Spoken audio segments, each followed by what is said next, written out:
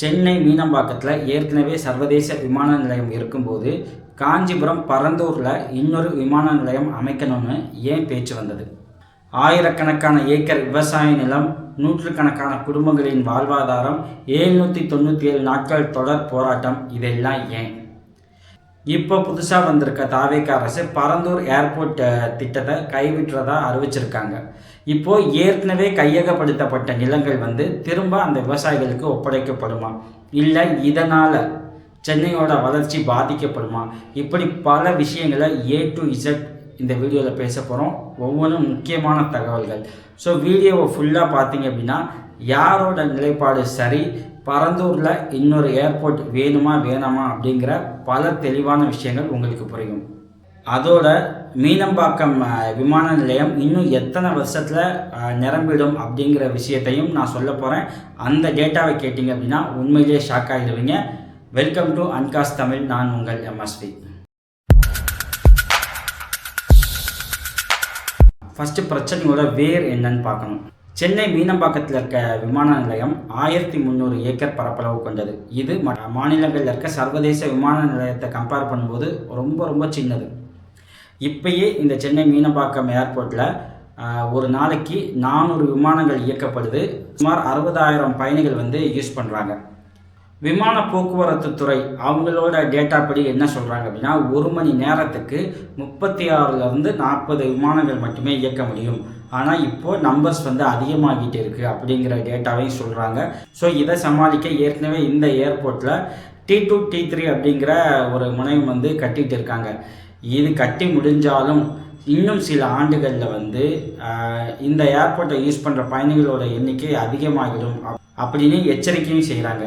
அதாவது கிட்டத்தட்ட ஒரு வருஷத்துக்கு 3 கோடி பேருக்கு மேலே இந்த ஏர்போர்ட்டை யூஸ் பண்ணக்கூடிய சுச்சுவேஷன் கிரியேட் ஆகும் அப்படிங்கிற ஒரு எச்சரிக்கை விடுறாங்க. இதுக்காக இந்த ஏர்போர்ட்டை விரிவாக்கம் செய்யலாம் அப்படின்னு நினச்சா கூட இந்த ஏர்போர்ட் சென்னையின் மையப்பகுதியில் இருக்குது. சுற்றி மக்கள் வசிக்கும் இடமாக இருக்கிறதால இதை விரிவாக்கம் செய்ய முடியாத சூழலும் உருவாகியிருக்கு. இப்போ வேறு வழியே இல்லை, நமக்கு வேறு ஒரு ஏர்போர்ட் அவசியம் வேணும் அப்படிங்கிற சூழல் வந்த பிறகு தான் திமுக அரசு என்ன பண்ணியிருக்கு, காஞ்சிபுரம் பரந்தூர் அங்கே ஒரு ஏர்போர்ட்டை கட்டுவோம், நல்ல பெருசாக கட்டுவோம் அப்படிங்கிற ஒரு விஷயத்த முன் வச்சுருக்காங்க.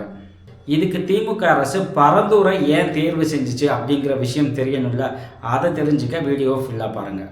காஞ்சிபுரம் மாவட்டம் பரந்தூர் மற்றும் அதை சுற்றி இருக்க 12 கிராமங்களைச் சேர்ந்த 5500 முதல் 5746 ஏக்கர் பரப்பளவு கொண்ட நிலத்தில் ஏரோட்ரோபோலிஸ் ஏர்போர்ட் அமைக்கணும் அப்படிங்கிறது திமுகவோட நிலைப்பாடு. ஏரோட்ரோபோலிஸ் அப்படின்னா ஏர்போர்ட் சென்டர் சிட்டி, அதாவது அந்த ஏர்போர்ட்டை மையப்படுத்தி அங்கே கிட்டத்தட்ட ஒரு சிட்டியை உருவாகக்கூடிய அளவுக்கு அதோட வளர்ச்சி இருக்கும். இதை எப்படி அவங்க டிசைட் பண்ணாங்க அப்படின்னா, ICAO மற்றும் IATA இந்த அமைப்புகள் கொடுத்த ரெகுலேஷன் படி இந்த ஏர்போர்ட்டை உருவாக்கணும் அப்படிங்கிறது திமுகவோட நிலைப்பாடு. இந்த ரெகுலேஷன் அப்படின்னா அந்த ஏர்போர்ட்டோட ஓடுபாதை திறன், ஏர்போர்ட் முனையம், சரக்கு வசதிகள், இப்படி எல்லாமே ஹை கிளாஸாக இருக்கும். ஒருவேளை இந்த ஸ்கீம் நிறைவேறி இருந்தால் தமிழ்நாட்டுக்கு எவ்வளோ லாபம் தெரியுமா? சுமார் 50,000 கோடிக்கும் அதிகமான முதலீடுகள் தமிழ்நாட்டை நோக்கி வந்திருக்கும். இப்போ அது மிஸ் ஆகிடுச்சு அப்படிங்கிற ஒரு கவலை இருக்குது. இது இந்த பரந்தூர் ஏர்போர்ட்டை சப்போர்ட் பண்ணுறவங்க வைக்கிற வாதம். அதாவது அவங்க வாதப்படி நீங்கள் பார்த்தீங்க அப்படின்னா இந்த ஏர்போர்ட் அமைஞ்சிச்சு அப்படின்னா இது ஒரு ஏரோ சிட்டியாக உருவாகும். இதன் மூலயமா சென்னை மற்றும் அதை சுற்றியுள்ள மாவட்டங்கள் நல்ல வளர்ச்சி பெறும். மெட்ரோ இணைப்பு, சாலை திட்டங்கள் அப்படின்னு சொல்லிட்டு கிட்டத்தட்ட ஒரு 50,000 கோடிக்கு மேலான முதலீடுகள் தமிழ்நாட்டுக்கு வரும். இப்போ அது மிஸ் ஆகியிருக்கு அப்படிங்கிற வாதத்தை பரந்தூர் ஏர்போர்ட்டை சப்போர்ட் பண்ணுற எல்லாரும் வைக்கிறாங்க. இது வெறும் திமுக குரூப்புன்னு மட்டும் நம்ம பிரிக்கக்கூடாது. ஏன்னா திமுகவையும் தாண்டி பரந்தூரில் ஏர்போர்ட் வேணும் அப்படிங்கிற ஒரு குரல் இருந்துகிட்டே இருக்குது. இன்னொரு குரல், புதிய ஏர்போர்ட் அவசியம்தான், ஆனால் அது பரந்தூரில் தான் இருக்கணும்னு அவசியம் இல்லை, வேறு எங்கேயாச்சும் ஒரு பிளேஸில் வைக்கலாம் அப்படிங்கிற ஒரு நிலைப்பாடும் இருக்குது. தாவேக்காக்கும் கிட்டத்தட்ட அதே நிலைப்பாடு. நாங்கள் வளர்ச்சிக்கு எதிராக இல்லை, புதிய ஏர்போர்ட் கட்டாயம் வேணும், ஆனால் அது பரந்தூரில் வேண்டாம் அப்படிங்கிற ஒரு நிலைப்பாடு தாவேக்காவோட நிலைப்பாடாகவும் இருக்குது. இப்போ நீங்கள் வந்து பிஸ்னஸ் மேனை பார்த்தீங்க அப்படின்னா அவங்க என்ன சொல்கிறாங்க அப்படின்னா, தமிழகத்தை வந்து $1 ட்ரில்லியன் எக்கனாமி உள்ள ஸ்டேட்டாக மாற்றணும் அப்படின்னா இந்த நியூ ஏர்போர்ட் கட்டாயம் வேணும் அப்படிங்கிற ஒரு வாதத்தை பிஸ்னஸ் மேன் வைக்கிறாங்க. ஓகேங்களா, வெறும் பொலிட்டீஷியன் சமூக ஆர்வலர்கள்லாம் விட்டுருங்க, பிஸ்னஸ் மேன் இப்படியான வந்து ஒரு வாதத்தை வச்சுக்கிட்டு இருக்காங்க. இப்போது இந்த ஏர்போர்ட் அமையலை அப்படின்னாலோ இல்லை இன்னொரு ஏர்போர்ட் வர காலதாமதம் ஆனாலோ என்ன மாதிரியான பின்விளைவுகள் ஏற்படும்? இவ்வளவு நன்மை இருந்தும் அங்கே வாழ்கிற மக்கள் வந்து 797 நாட்கள் ஏன் போராடினாங்க, அவங்க என்ன பேசிகிட்டு இருக்காங்க அப்படிங்கிற பல விஷயங்களை பார்ப்போம். பரந்தூர் மக்கள் எல்லாரும் ஒன்று சேர்ந்து இந்த ஸ்கீமை அப்போஸ் பண்ணுறாங்களா, இல்லை ஒரு குறிப்பிட்ட பகுதி மக்கள் மட்டும்தான் அப்போஸ் பண்ணுறாங்களா அப்படிங்கிற முழு தகவலையும் அடுத்து பார்க்க போகிறோம். பரந்தூரில் ஏர்போர்ட் அமைக்க 5746 ஏக்கர் நிலம் வந்து அடையாளம் காணப்பட்டு அதில் 1700 ஏக்கர் நிலம் வந்து கையகப்படுத்தப்பட்டிருக்கு. ஆனால் இதில் 1/3 பங்கை விட கம்மி தான். இதுக்காக ஏகனாபுரம் உள்ளிட்ட கிராம குடியிருப்புகள், விளைநிலங்கள், நீர்நிலைகள் இது எல்லாமே வந்து அடையாளம் காணப்பட்டிருக்கு. அதில் சில கையகப்படுத்தப்பட்டும் இருக்குது. இப்போ போராட்ட குழு என்ன சொல்கிறாங்க அப்படின்னா, இங்கே கையகப்படுத்தப்பட்ட நிலங்கள் அந்த மக்கள் வந்து உளவியல் ரீதியாக மிரட்டி இந்த இடத்த வந்து கவர்மெண்ட் வந்து வாங்கியிருக்கு அப்படிங்கிற ஒரு குற்றச்சாட்டை வச்சு இங்கே வந்து ஏர்போர்ட் கூடாது அப்படிங்கிற ஒரு நிலைப்பாடோட 797 நாட்கள் தாண்டி அவங்க வந்து போராட்டம் பண்ணியிருக்காங்க. இந்த போராட்டத்தில் கலந்துக்கிட்ட ஒருத்தர், அவர் தான் இன்றைக்கி இந்த ஸ்கீமே வேண்டாம் அப்படின்னு சொல்லியிருக்காரு. அவர் வேறு யாரும் இல்லை, இப்போதைய தமிழ்நாட்டின் முதல்வர் ஜோசப் விஜய். தாவேக தலைவர் விஜய் 2020 ஜனவரி 20 பரந்தூரில் அந்த மக்கள் போராடிட்டு இருக்கும்போது அங்கே போய் மக்களை சந்தித்தார். அப்போது அவங்களோட குறைகளை கேட்டறிஞ்ச அவர் தாவேக ஆட்சி அமைஞ்சால் இந்த திட்டம் கைவிடப்படும் அப்படின்னு அங்கே வாக்குறுதி கொடுத்தார். அதன்படியே தாவேக ஆட்சி அமைஞ்சிச்சு. அப்புறம் 2026 ஆகஸ்ட் மாதம் சட்டப்பேரவையில் பேசிய சிஎம் ஜோசப் விஜய் என்ன சொன்னார் அப்படின்னா, முந்தைய திமுக அரசு விவசாயிகளை பாதிக்கும் வகையிலும் குடியிருப்புகளை அதிகம் அகற்றும் வகையிலும் இந்த ஸ்கீமை வந்து இம்ப்ளிமெண்ட் பண்ண முயற்சி செஞ்சுருக்கு. அதை வந்து தாவேக அரசு ஏற்காது, இந்த ஸ்கீமை ஸ்டாப் பண்ணுவோம் அப்படின்னு திரும்ப பேசினார். ஆனால் இப்போ கொஸ்டின் என்ன அப்படின்னா, ஏற்கனவே 1700 ஏக்கர் நிலம் கையகப்படுத்தப்பட்டிருக்குல்ல, இப்போது அந்த விவசாயிகளுக்கு அந்த நிலம் திரும்ப கொடுக்கப்படுமா இல்லையா, இல்லை அவங்களுக்கான பதில் என்ன அப்படிங்கிற கேள்வி இருக்குது. இது உண்மையிலேயே சிக்கலான விஷயந்தான். இதுக்காக என்ன பண்ணியிருக்காங்க, சிறப்பு மாவட்ட வருவாய்த்துறை அதிகாரியாக கீதா பிரியா அவர்களை வந்து தாவேக அரசு நியமிச்சிருக்கு. இப்போ இவங்களோட ஒர்க் என்ன அப்படின்னா, இந்த இடத்த வந்து திரும்ப விவசாயிகளுக்கு கொடுக்குறதா இல்லையா அப்படிங்கிற முடிவெடுக்கிற நிலையில் அவங்க இருக்காங்க. ஆனால் நமக்கு வந்த தகவல் என்ன அப்படின்னா, இந்த இடம் வந்து ஏர்போர்ட்டுக்காக பயன்படாமல் அங்கே ஒரு சிப்காட் தொழிற்சாலை அமைக்கலாம் அப்படிங்கிற ஒரு எண்ணம் அரசுக்கு இருக்கிறதாகவும் ஒரு தகவல் வந்திருக்கு. ஸோ நிலம் கையகப்படுத்தப்பட்டாச்சு அப்படின்னா அந்த விவசாயிகளோட வாழ்வாதாரம் பாதிக்கப்படுது. இப்போ அந்த இடம் வந்து ஏர்போர்ட்டுக்கு போனால் என்ன, சிப்காட்டுக்கு போனால் என்ன அப்படிங்கிற ஒரு கேள்வி உருவாகுது. இல்லை, விவசாயிகள் மீது அக்கறை இருக்கும் அப்படின்னா அந்த இடம் திரும்ப விவசாயிகள்கிட்ட திரும்ப ஒப்படைக்கப்படணும் அப்படிங்கிற ஒரு கோரிக்கையும் பேரலாக சொல்லப்பட்டாலும் அரசு இதில் என்ன முடிவெடுக்கும் அப்படிங்கிறது நாம் வெயிட் பண்ணி தான் பார்க்கணும். தாவேக அரசு பரந்தூர் ஏர்போர்ட் தான் வேணான்னு சொல்கிறாங்களா, இல்லை சென்னைக்கே இன்னொரு ஏர்போர்ட் வேணான்னு சொல்கிறாங்களா, இல்லை தாவேக அரசுகிட்ட இதற்கான மாற்று திட்டம் இருக்கா? தாவேக அரசோட நிலைப்பாடு என்ன அப்படின்னா, பரந்தூரில் ஏர்போர்ட் வேண்டாம், அதுக்கு பதிலாக இன்னொரு இடத்த தேர்வு செய்யலாம் அப்படின்னு அவங்க நினச்சிருக்காங்க. ஆனால் இன்னொரு இடத்த இப்போ வரைக்கும் தேர்வு செய்யலை. அது வரைக்கும் என்ன பண்ணுறாங்க அப்படின்னா, இப்போது மீனம்பாக்கம் ஏர்போர்ட்டில் டெர்மினல் 3 இருக்குது பார்த்தீங்களா, அதை வந்து சீக்கிரம் முடிக்க அவங்க வந்து ஒரு ஃபோர்ஸ் கொடுக்குறாங்க ஏர்போர்ட் அத்தாரிட்டி ஆஃப் இந்தியாவோட சேர்ந்து. இதன் மூலியமாக ஆண்டுக்கு 3 கோடி மக்கள் வந்து அந்த ஏர்போர்ட்டை யூஸ் பண்ண முடியும்.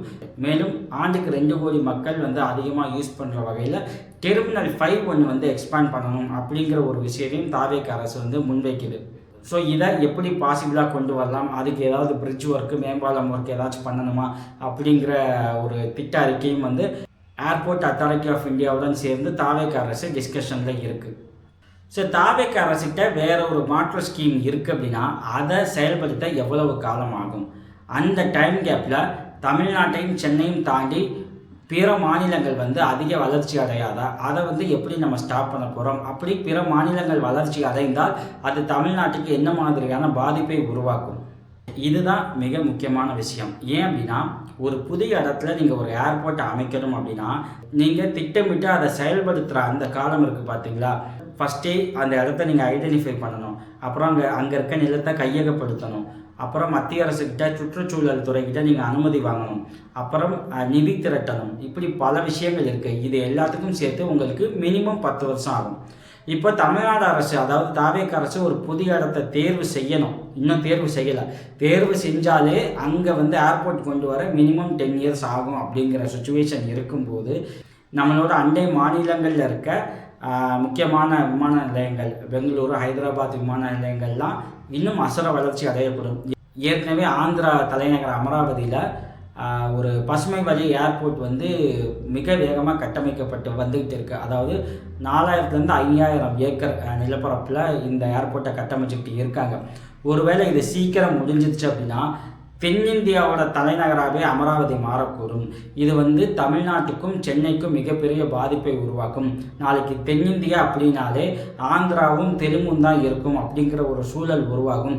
இந்த முக்கியமான விஷயத்தை தாவேக அரசு ஏன் கவனிக்க மறந்துருச்சு அப்படிங்கிற ஒரு விஷயத்தை தமிழ் தேசியவாதிகள் கேள்வி எழுப்பிக்கிட்டே இருக்காங்க.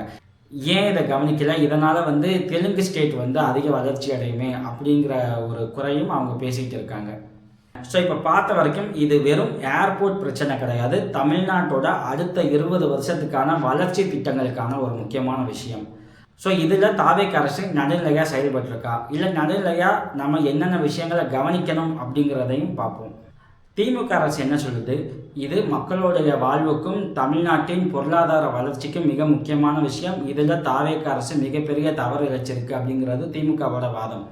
தாவேக என்ன சொல்லுது, விவசாயிகளின் வாழ்வாதாரத்தை நம்ம வீணாக்கி இவ்வளவு பெரிய ஸ்கீமை செயல்படுத்த முடியாது அப்படிங்கிறது தாவேகாவோட வாதம்.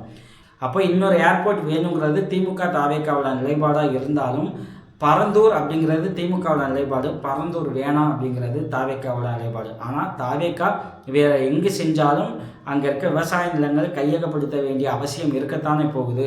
அப்போ அங்கே அந்த பகுதியில் இருக்க மக்கள் போராடினாங்க அப்படின்னா தாவேகா என்ன செய்ய போகுது அப்படிங்கிற ஒரு கேள்வியும் உருவாகுது. இதெல்லாம் தாண்டி இதோட மையமாக ஒரு விஷயம் நம்ம பார்க்க வேண்டியது இருக்குது. திராவிட சிந்தனையாளர் வே. மதிமாறன் சொன்னதாக எனக்கு ஒரு ஞாபகம்.